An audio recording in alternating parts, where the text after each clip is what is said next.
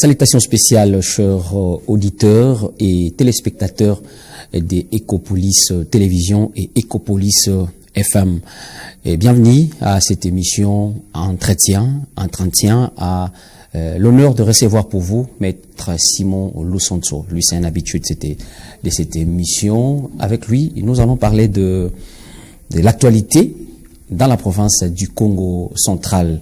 L'interpellation du gouverneur, la marche des jeunes et le message phonique du ministre du VPM de l'Intérieur à Kinshasa. Donc nous allons devoir parler de l'actualité dans la province du Congo central. Maître, bonjour. Bonjour Monsieur Pacifique. Bienvenue. Merci beaucoup pour cette invitation. Voilà. Nous allons parler on va décortiquer l'actualité en province. Et notamment, on commence par l'interpellation du gouverneur et lui adresser soit une interpellation qui lui a été faite par le député provincial Serlé Gonda sur la politique générale,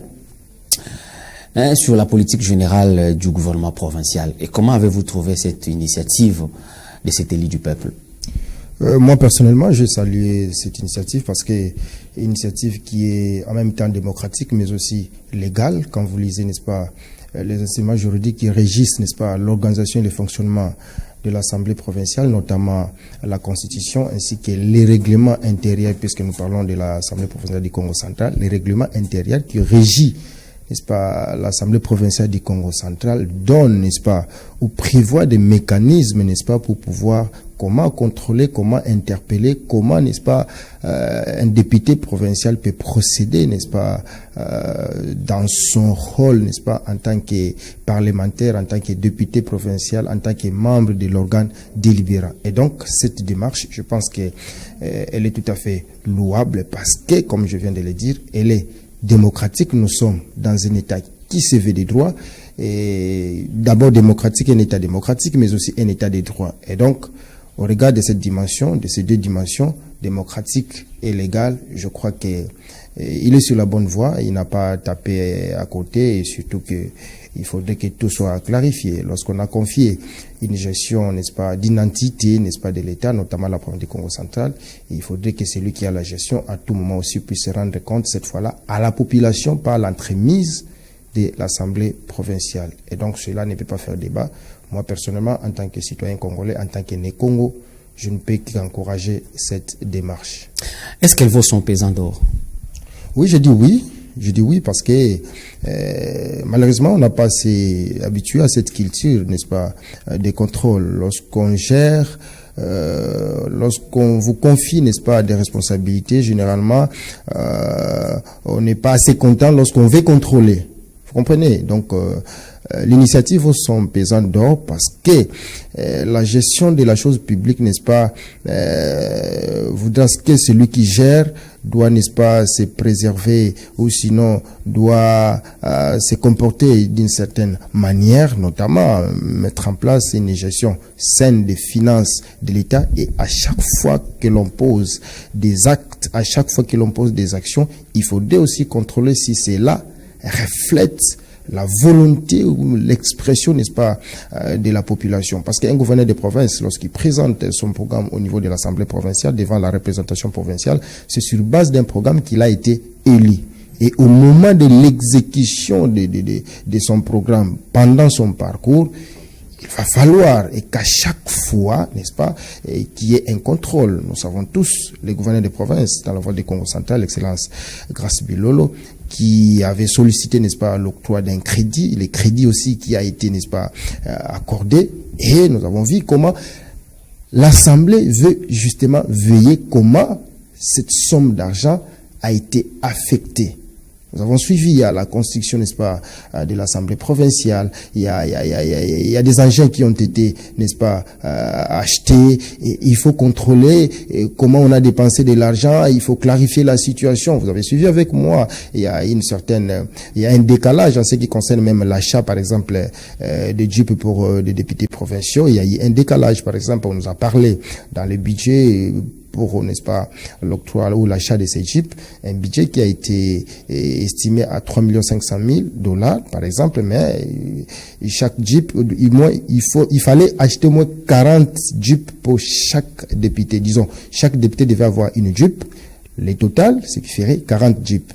Mais si l'on comptabilise, n'est-ce pas, les 73 000 $, je crois, si j'ai encore bonne mémoire, multiplié par 40, ça nous donne un chiffre, je crois, qui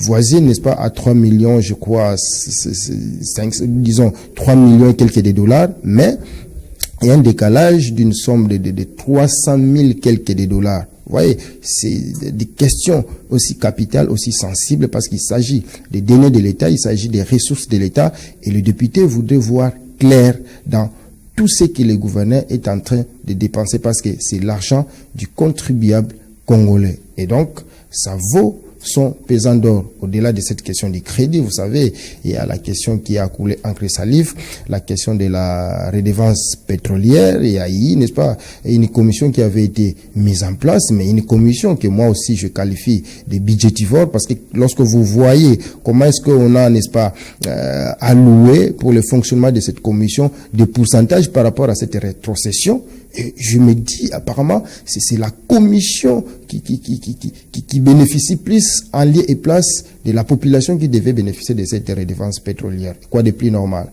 Que la représentation, n'est-ce pas, provinciale puisse voir clair, demander au gouverneur comment est-ce que vous avez affecté, vous avez perçu ceci, comment.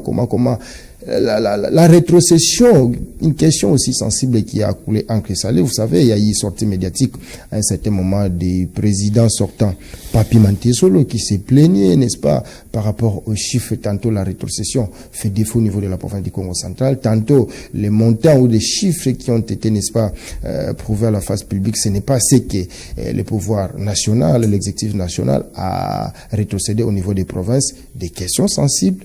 Et ce n'est pas vous et moi que nous devons interpeller le gouverneur des provinces pour savoir comment il a dépensé tout ce qui est mis à sa disposition. Mais ce n'est possible que par les députés provinciaux qui nous représentent au niveau de l'Assemblée provinciale.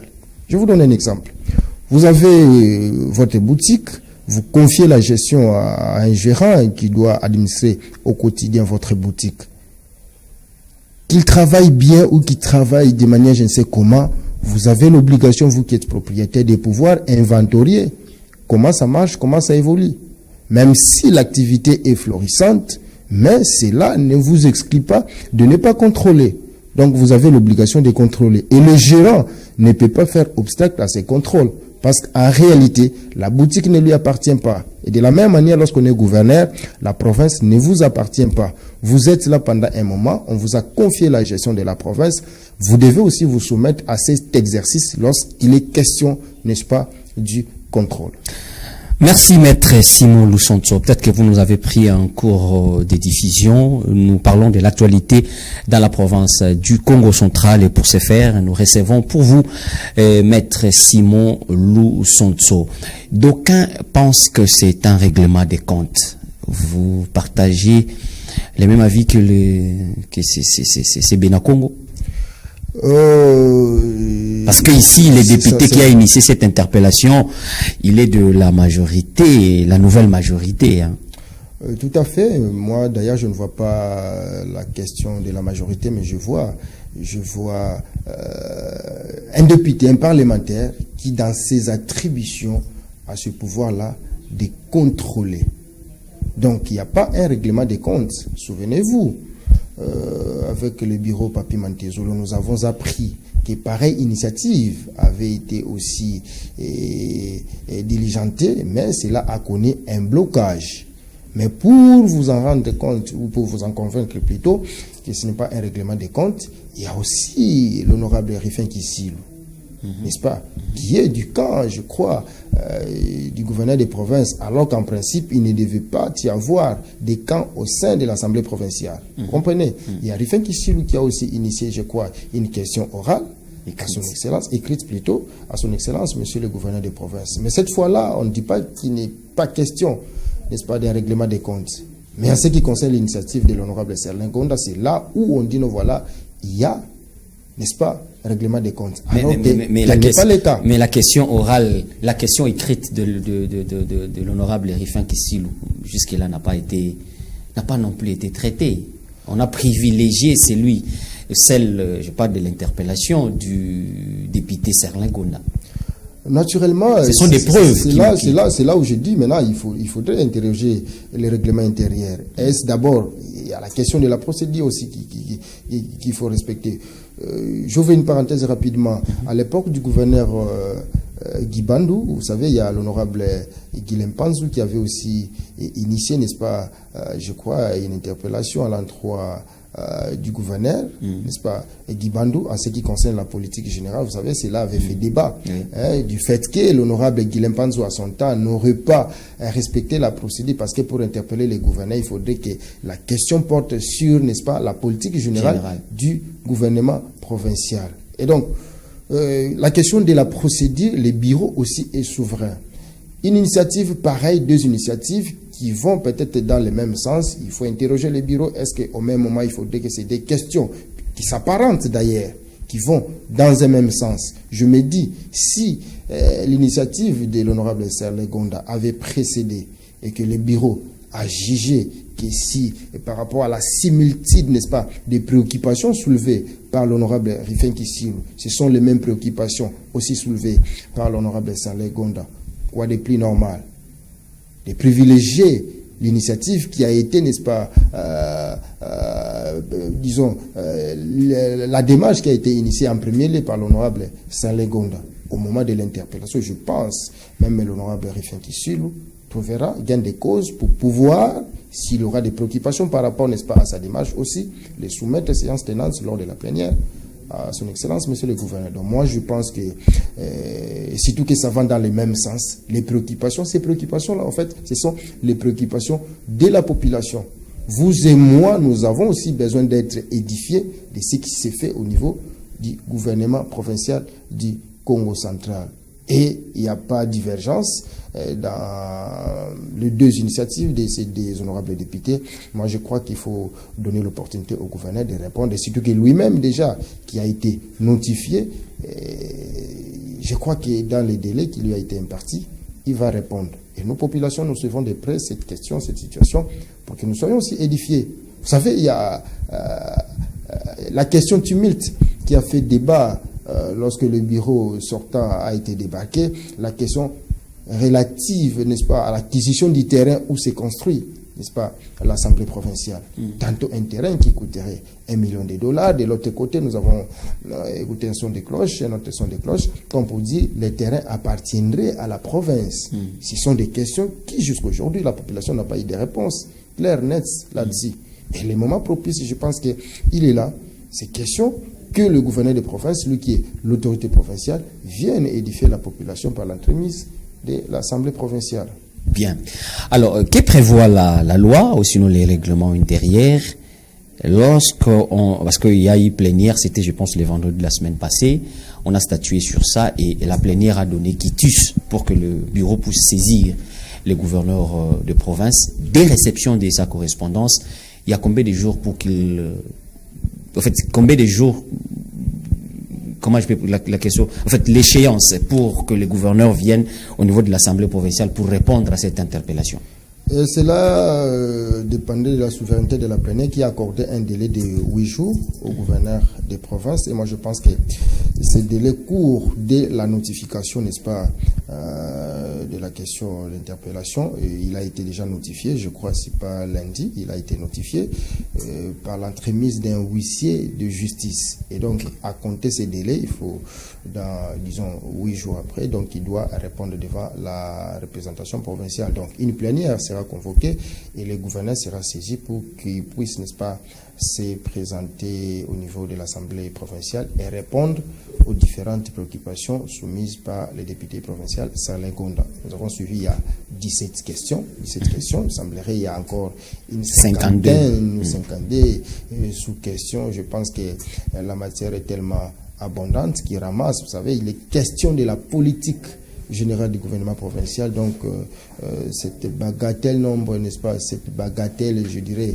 des questions qui ont été posées, je pense que ça vient à point nommé, parce que ça va ramasser pratiquement tous les secteurs de la vie sociale au niveau de la province du Congo central. Et donc, il faudrait que le gouverneur, n'est-ce pas, puisse apporter des réponses claires par rapport à toutes ces questions pour édifier, pour convaincre, n'est-ce pas, la représentation provinciale. Parce que c'est en cela, lorsqu'il va répondre, il reviendra maintenant à l'Assemblée provinciale de juger.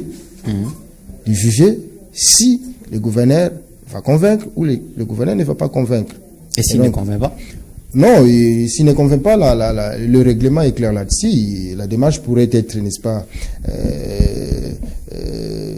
la démarche qui a été initiée par l'honorable Selegonda, si jamais le gouverneur n'arriverait à convaincre les députés provinciaux, et je pense qu'une motion pouvait aussi être envisagée. Vous soutenez ça?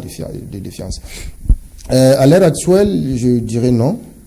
Non, parce que même lorsqu'une personne est accusée devant les instances judiciaires, vous savez que je suis avocat, je suis de ceux-là, lorsque un client me consulte pour me dire, maître, j'ai été convoqué de comparaître au parquet, soit au tribunal ou à la police.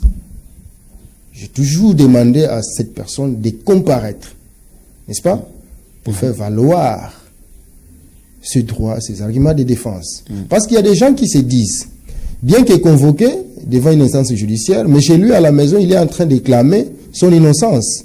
L'innocence, vous ne pouvez pas la clamer chez vous à la maison, mais il faut comparaître, dire ce que vous pensez avec des éléments de preuve, n'est-ce pas, pour prouver votre innocence. Mais lorsque vous comparaissez et que vous n'avez pas pu convaincre le juge, en ce moment-là, votre condamnation sera démise. Mais avec des éléments probants, si vous arrivez à convaincre le juge, l'acquittement également est démise. De la même manière, si le gouverneur aujourd'hui, à ce stade, moi je ne peux pas dire non, il faut qu'il y ait une émotion, sinon ça serait de l'acharnement. Vous comprenez? Parce que pourquoi je le dis? Non, c'est parce que moi aussi j'ai dit. J'ai dit ceci, parce que vous avez dit que s'il n'arrivait pas à convaincre, ça peut se transformer de l'interpellation à une motion. Naturellement. Si on initiait une motion de déchéance, votre position, c'était ça juste la question. Ok, ma position, si il ne va pas convaincre et qu'au cours de la plénière, il va se relever qu'effectivement il y aurait malversation financière par exemple. Quoi de plus normal, vous savez, je suis de ceux-là qui sont dans la lignée de Mbuta Kasavubu. Kasavubu, dans notre pays, c'est le modèle de la bonne gestion, l'éthique. Lorsqu'on est responsable d'une entité, on doit, n'est-ce pas, mettre de côté tout ce qui est anti-valeur citoyenne, ce qui concerne la gestion des ressources de l'État. À supposer, c'est une hypothèse, il va répondre, et qu'il y a des flous qui vont persister autour des questions pertinentes en ce qui concerne l'affectation des ressources financières, notamment par exemple le crédit qui a été octroyé, et que la population par l'entremise des députés provinciaux, la majorité estime qu'il faut une motion. Qui suis-je pour encourager, n'est-ce pas, les détournements dans la province du Congo central? Vous comprenez? Moi, je me pose toujours la question. Parce qu'aujourd'hui, parfois, on dit non au Congo central, on veut déstabiliser les institutions. Je me pose la question, c'est quoi déstabiliser les institutions? Et la question majeure, voilà, on va en parler, c'est une parenthèse. Je me pose maintenant aussi la question de savoir, entre une autorité qui dilapide les ressources de l'État, ainsi qu'une autre autorité, mais qui veut contrôler comment les ressources ont été affectées entre les deux autorités, qui déstabilise en réalité les institutions. Donc voilà, c'est une question, je pense que nous allons revenir là-dessus lorsque nous allons évoluer. Donc pour moi, je suis analyste, je suis congolais, je suis né Congo, devant une question sensible. Si le gouverneur va convaincre avec des éléments probants, nous voyons ce qu'il est en train de faire. Bravo, moi j'encourage.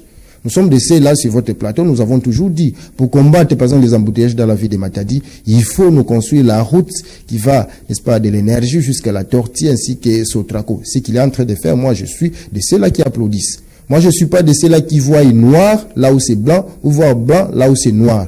Mais au-delà de tout, vous posez des actions en faveur de la population, c'est bien bon, mais on doit contrôler l'affectation des ressources. Il se pourrait que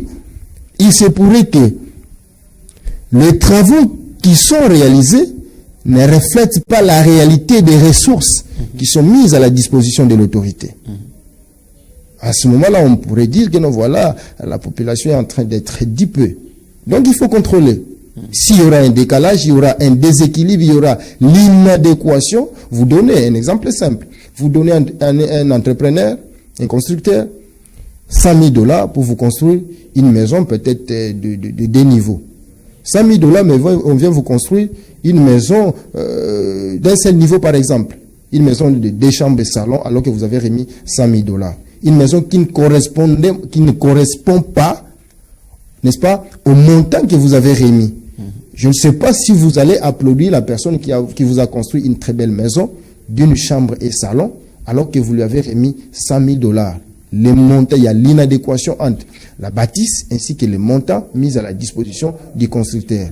Dites-moi, bien que la maison est là, allez-vous applaudir ce monsieur qui vous a construit la maison d'une chambre et salon en lieu et place d'un immeuble qui aurait dû avoir 1 ou 2 niveaux, je ne sais, 3 niveaux. Donc voilà un peu la démarche. Ok. Alors, parlons de l'interpellation des membres des bureaux des assemblées provinciales de toute la République démocratique du Congo. En fait, ils ont été interpellés à Kinshasa par le VPM de l'intérieur. Est-ce qu'on peut s'attendre à une interdiction des actions parlementaires, par exemple? Je pense non. Pourquoi je dis non? D'abord, le VPM de l'intérieur, Jacques Chabani, que j'ai salué en passant, c'est un juriste, non seulement un juriste, mais c'est aussi un avocat. Il ne va pas prendre pareille décision. Déjà, la jurisprudence démontre lorsque nous avons connu ce que nous avons connu au niveau de l'Assemblée provinciale du Congo central, au niveau du bureau, ce que nous venons de connaître. À un certain moment, vous vous souvenez qu'il a eu aussi, n'est-ce pas, à convoquer les députés provinciaux, d'ailleurs au niveau de Kinshasa.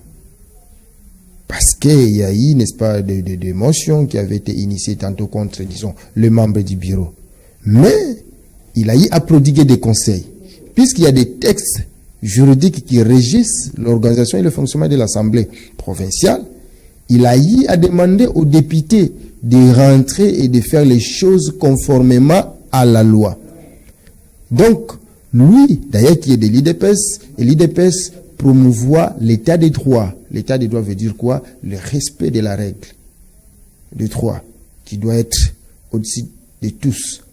C'est en cela que le VPM de l'intérieur ne pourra en aucun cas interdire les députés de ne pas exercer leur mission, leur rôle, leur dévolu par la Constitution ainsi que les règlements intérieurs. Mais quand on parle de la stabilité des provinces, ça veut dire quoi? C'est-à-dire, à la Tchopo, nous avons vu, hein, au Congo central. Il y a un Guyanais qui vient d'être débarqué à la Tchopo, il a été... oui. Il y a au Kassai, il y a encore d'autres provinces où ça chauffe entre les exécutifs provinciaux et les assemblées provinciales. Et parce qu'ils sont interpellés, ça veut dire quel message que le VPM veut lancer? C'est juste ça. Écoutez, nous sommes en guerre. Écoutez, le chef de l'État ne veut pas qu'il y ait, on a même dit ça lors du compte rendu de la 55e, 55 ou 56e réunion du Conseil des ministres, que le président de la République est en train de déplorer la stabilité, la déstabilisation des relations, des institutions. Tout. Donc, maintenant, quand ils sont interpellés à Kinshasa, c'est juste pour dire, bon, écoutez, en tout cas, il ne faut plus initier des actions parce que on doit être unis. Non, la démarche, je pense que, à mon humble avis, je crois que la démarche du VPM va consister à interpeller les deux camps, les animateurs des deux institutions, chacun à ce qui les concerne, de pouvoir jouer son rôle. Je m'explique. Je commence par l'Assemblée provinciale. L'Assemblée provinciale, dans son rôle constitutionnel, nous savons les missions dévolues à l'Assemblée provinciale. Légiférer par voie dédiée, aussi contrôler l'exécutif provincial ainsi que les services publics provinciaux, au-delà de la représentation. Mais puisque nous parlons de motion, lorsqu'il faut initier une motion, il faudrait d'abord tenir compte de la loi, il faudrait aussi tenir compte de l'intérêt général. L'intérêt général veut dire quoi? Il faut éviter des motions fantaisistes. C'est-à-dire, là où il n'y a pas de griefs, de créer, n'est-ce pas, des griefs farfelus, n'est-ce pas, dans les chefs du gouverneur pour l'objectif de les faire partir. Je pense non. Et aussi, n'est-ce pas, à ceux qui gèrent l'exécutif, les gouverneurs des provinces, chacun doit jouer son rôle. Chaque gouverneur, puisque nous parlons du Congo central, notre gouverneur a présenté son programme. Une fois que les ressources sont à sa disposition, il va mener des actions conformément aussi à son projet et aux finances qui sont mises à sa disposition. Parce que la stabilité des institutions ne voudrait pas insinuer la naïveté de l'Assemblée provinciale. La stabilité des institutions ne voudrait pas insinuer, n'est-ce pas, la compromission entre l'Assemblée provinciale et l'exécutif provincial. Sinon, quelle est la raison d'être de l'Assemblée provinciale? S'il faudrait demander à l'Assemblée provinciale de ne plus jouer son rôle, de ne plus initier, n'est-ce pas, des motions, n'est-ce pas, de défiance contre les gouverneurs de province. Parce que je ne pense pas, un bon père de famille, même le VPM, je donne l'exemple, un gouverneur qui se livre à la malversation financière, à ciel ouvert, croyez-vous qu'au nom de la stabilité des institutions, même le VPM va, n'est-ce pas, applaudir, encourager ces actes, à ce que ce gouverneur demeure, n'est-ce pas, au pouvoir au nom de la stabilité des institutions? Je pense non. Donc ici, la démarche, prodiguer des conseils, donner des orientations. Si je l'ai dit que je suis avocat, moi je fustige de ceux-là, même des partis qui parfois initient des actions judiciaires sans avoir des éléments probants pour pouvoir soutenir son action devant les instances judiciaires, mais à Fundi Naïga Kandengwana qui tout et au finish, il sait qu'il va perdre son action. C'est-à-dire, avant d'aller, il faut se rassurer que des éléments que je dispose sont convaincants. Pour arriver, par exemple, à la motion, comme je l'ai dit, on a donné l'opportunité au gouverneur des provinces de s'expliquer. S'il faut entamer cette démarche, à l'hypothèse où il faudrait entamer cette démarche, c'est au vu des éléments que le gouverneur va présenter à la représentation provinciale. C'est là où je dis, après avoir fourni ces arguments de réponse, il y aura des failles qui seront détectées. Quoi de plus normal de ne pas, n'est-ce pas, corriger. Et comment corriger? La souveraineté appartient à la plénière. Donc, pour me résumer par rapport à votre question, le VPM ne va pas enfreindre la loi pour demander aux députés de ne pas jouer leur rôle, de ne pas contrôler. Le VPM de l'intérieur ne va pas demander à l'Assemblée provinciale d'être complaisante vis-à-vis de l'exécutif provincial. Parce que si l'on veut être rigoureux, il faut contrôler. Mais si l'on anéantit le pouvoir des députés de ne pas contrôler, dites-moi, le mieux serait peut-être de fermer les assemblées provinciales. S'il faut demander seulement aux assemblées provinciales, au nom de la stabilité des institutions qu'il faut. Vous savez, le chef de l'État, à la veille de la rentrée parlementaire, il a eu, n'est-ce pas, à réunir les membres, les dirigeants des institutions, notamment le Sénat, l'Assemblée nationale, ainsi que la primatie, la première ministre. Qu'est-ce qu'il avait dit? Il avait souhaité le vœu selon lequel qu'il y ait une rentrée parlementaire apaisée. Mais après la rentrée parlementaire, nous avons vu, il y a une motion qui avait été initiée contre le président sortant Vital Kamerhe. Vous avez suivi la réaction du président de la République lorsqu'il a été interrogé quant à ça. Il a dit, il a souhaité une rentrée apaisée.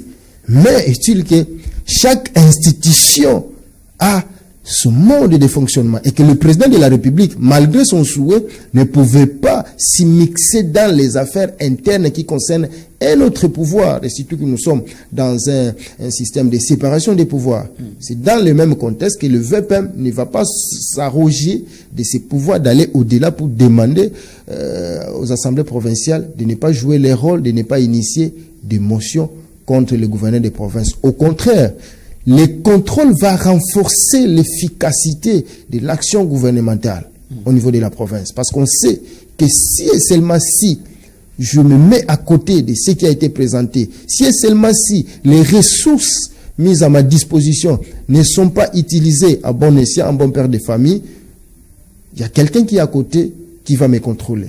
Mais si l'Assemblée provinciale est anéantie, alors le gouverneur de province va se comporter comme un roi télé. Donc, il faut laisser les pouvoirs, laisser les attributions de chaque institution. Chaque institution peut jouer son rôle comme il se doit. Et si jamais le gouverneur de province, peut-être qu'il est, il sera peut-être pris dans d'autres choses et il sera pas en mesure de répondre dans les 8 jours. Qu'en est-il des conséquences juridiques? Les conséquences juridiques, il est à Kinshasa. Nous savons que le gouverneur de province, il est à Kinshasa, ainsi que les membres des bureaux des assemblées provinciales sont tous à Kinshasa. Si à la date butoir qui a été accordée par l'Assemblée provinciale, le gouverneur serait dans l'indisponibilité de pouvoir répondre dans les délais lui impartis, il sera question de saisir les bureaux par voie de correspondance pour manifester son, signaler, justifier son indisponibilité. Effectivement, pour raison d'État. Pour raison d'État, c'est un cas de juste motif, parce qu'il se retrouve à Kinshasa si l'invitation de la hiérarchie, et surtout qu'il n'est pas seul, mais aussi avec les membres du bureau de l'Assemblée provinciale. Donc, il serait tout à fait aussi logique que les bureaux soient saisis par voie de correspondance, compte tenu de son indisponibilité de pouvoir, n'est-ce pas, répondre à cette invitation, parce qu'en quelque sorte, c'est un cas de force majeure, n'est-ce pas? C'était un cas imprévisible qui est venu, il y a un appel pour raison d'État, il y a la hiérarchie qui a convoqué, qui a invité, donc c'est tout à fait normal. Il ne va pas laisser, n'est-ce pas, l'autorité à Kinshasa pour revenir uniquement pour répondre, surtout que le bureau de l'Assemblée provinciale aussi est à Kinshasa. Je crois au moment opportun, le gouverneur sera notifié du jour où la plénière va se tenir pour qu'effectivement qui se présente. Et pendant ce temps, je crois qu'il est en train, avec ses services, il est en train, n'est-ce pas, de préparer ces éléments de réponse pour qu'au moment opportun qu'il se présente. Bien. Les jeunes se sont mobilisés pour soutenir les institutions. Nous avons des grandes institutions en province. La première, c'est l'Assemblée provinciale du Congo central, et la deuxième, c'est les gouvernorats des provinces. Les jeunes se sont mobilisés de manière spontanée pour soutenir les institutions. C'est quand même une bonne chose. Vous avez quand même aimé cette initiative de la jeunesse. Non, d'ailleurs, il ne faudrait pas dire que c'est de manière spontanée que la jeunesse a été organisée. Il n'était pas aussi question de la jeunesse. C'est ce que les jeunes ont dit. Non, non, ça, c'est ce que les jeunes ont dit. Il faut corriger. Parce que vous savez, aujourd'hui, au Congo central, ce que je constate, la jeunesse est tellement manipulée. Je suis jeune.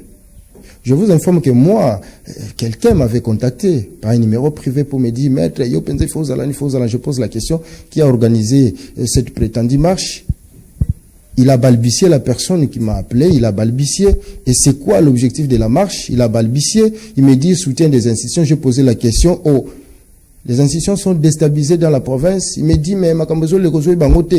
J'ai posé la question de savoir, n'avez-vous pas suivi le gouverneur des provinces lorsqu'il s'est rendu à l'Assemblée provinciale pour rencontrer les bureaux, présenter les civilités aux membres nouvellement élus? Il a dit que la province est calme. Il a dit qu'il n'y a pas de guerre, qu'il n'y a pas de conflit, il n'y a pas de crise institutionnelle. Et aujourd'hui, vous dites marche, soutien pour la stabilité des institutions. C'était une contradiction, en fait.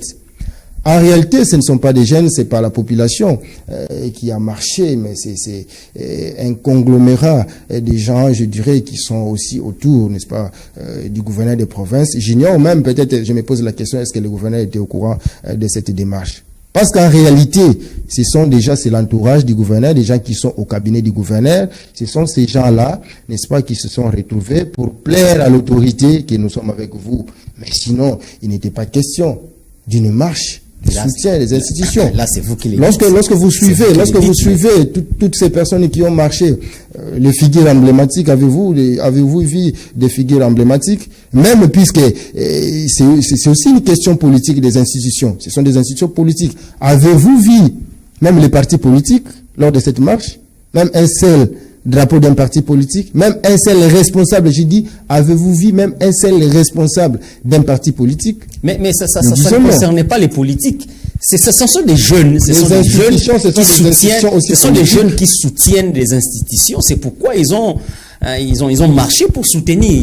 Il ne s'agissait pas des partis politiques. Vous savez, les quelques personnes que vous avez vues, la motivation c'était quoi? Si ces personnes s'étaient présentées, la motivation c'était quoi?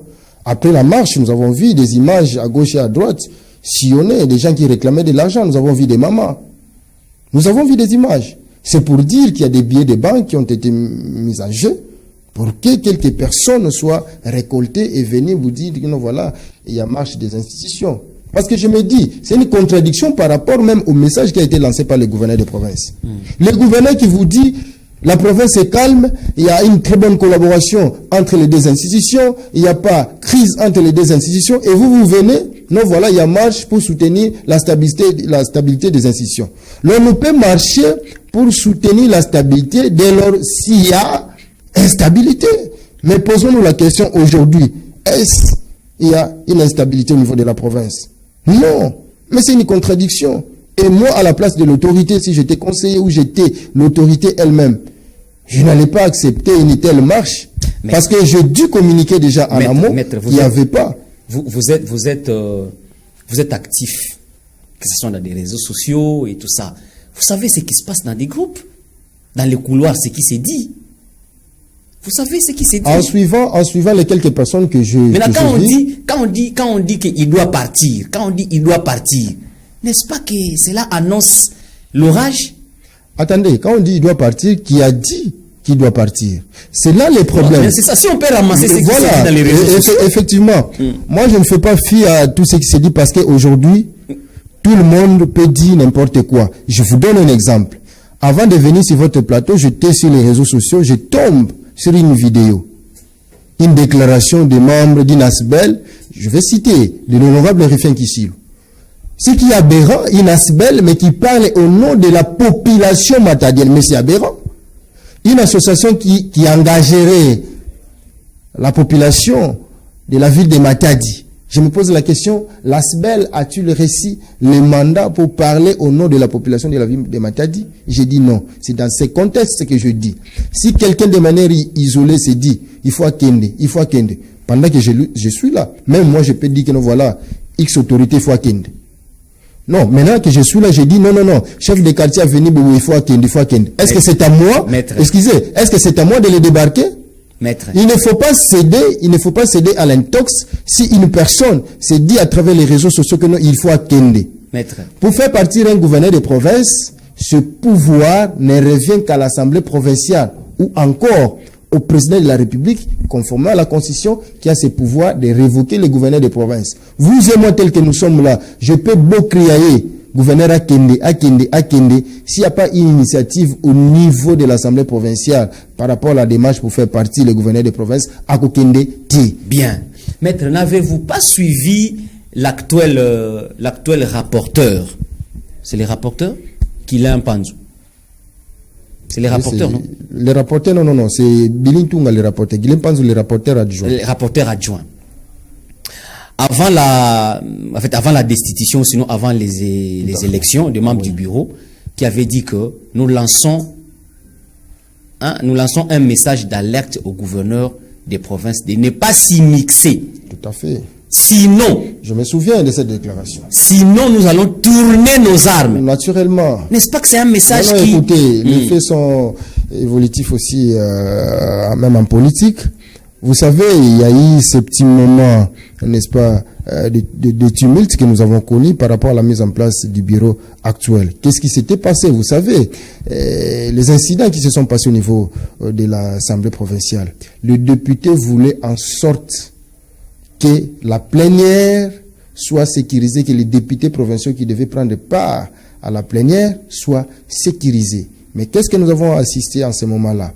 Vous vous souvenez, il y a le président sortant, Papi Mantezolo, qui avait lancé un message qui a consisté même, n'est-ce pas, au blocage pour que la plénière ne se tienne pas. Et en cela, il avait eu à lancer un message à l'endroit de l'autorité provinciale pour prendre des dispositions sécuritaires afin que les députés ne puissent pas accéder dans l'enceinte de l'hémicycle de l'Assemblée provinciale. Et au regard de ce qui s'était passé, le groupe de députés aujourd'hui majoritaire, dont vous avez cité le nom par l'entremise de l'honorable Guilain Panzou, avait interpellé le gouverneur des provinces en ce moment-là. Le gouverneur doit se comporter comme l'église au milieu du village.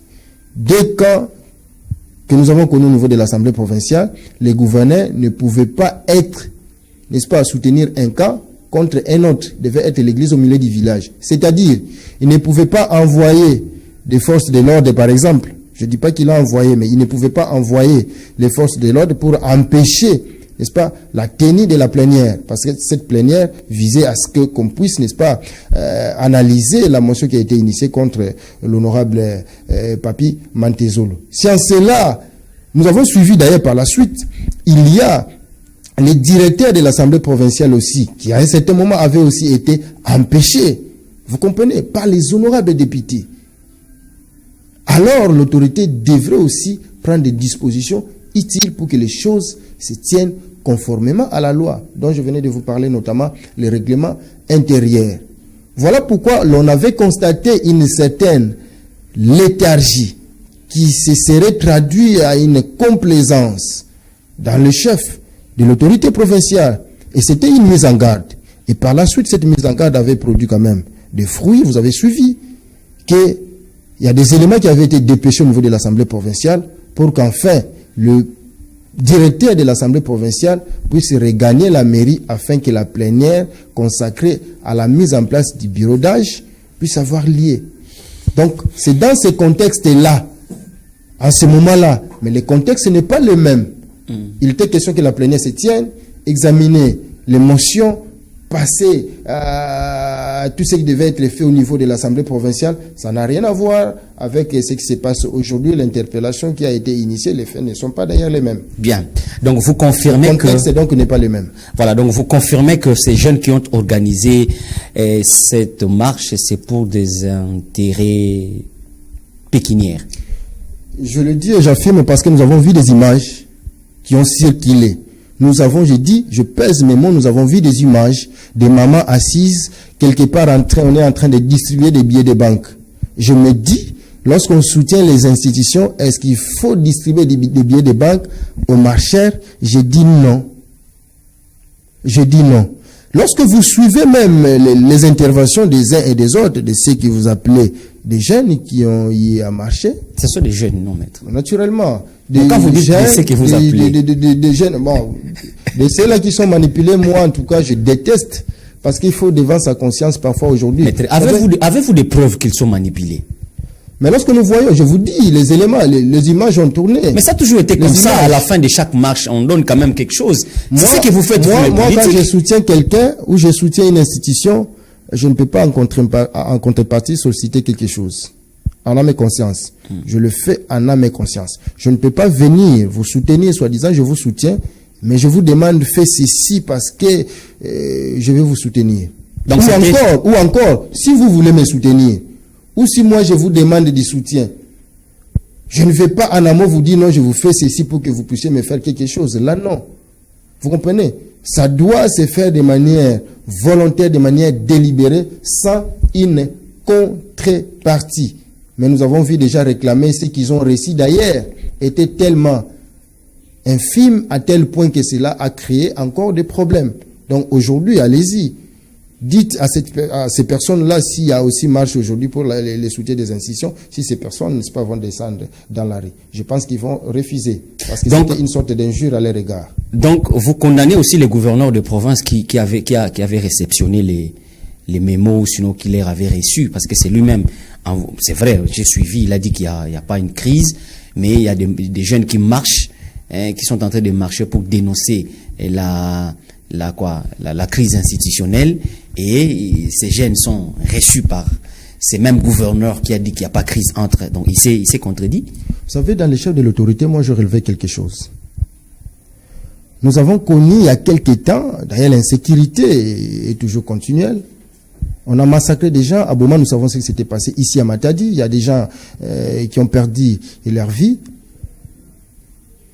Pour cette cause noble, vous savez que la population, nous avons voulu marcher. On a autorisé la marche au niveau de la province, pour ne pas parler de Matadi.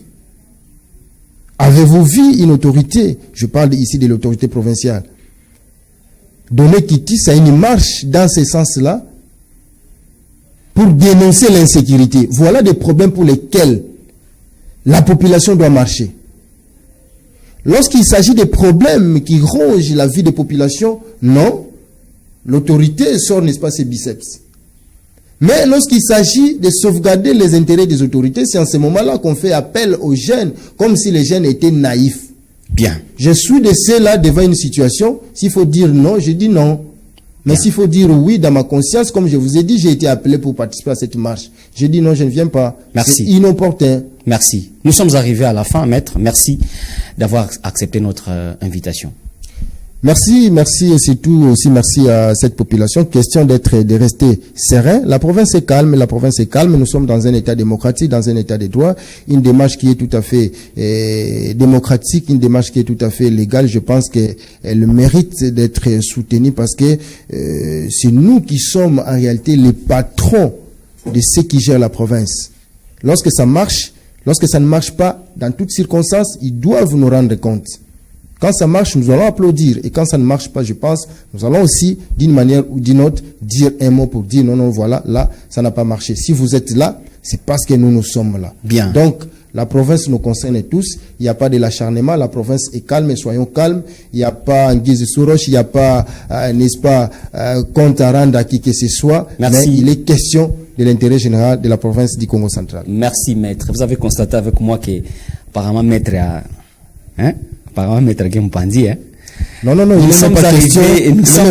Nous sommes arrivés à la fin. Je suis objectif et impartial, donc, donc je reste les mêmes. Non, parce que je vous avais réussi l'autre fois ici, mais ce que vous êtes en train de dire, ça me mène dans une autre. Non, loin de là. Vous savez que j'ai toujours soutenu le gouverneur de province. Je viens de vous dire ici, par rapport à ces actions, ce qui s'est fait là. Moi, j'applaudis. Bien. Mais cela ne veut pas dire que s'il y a une compromission quelque part, qu'il faut toujours accepter. Okay. Donc, voilà. Merci de votre attention soutenue. Au revoir.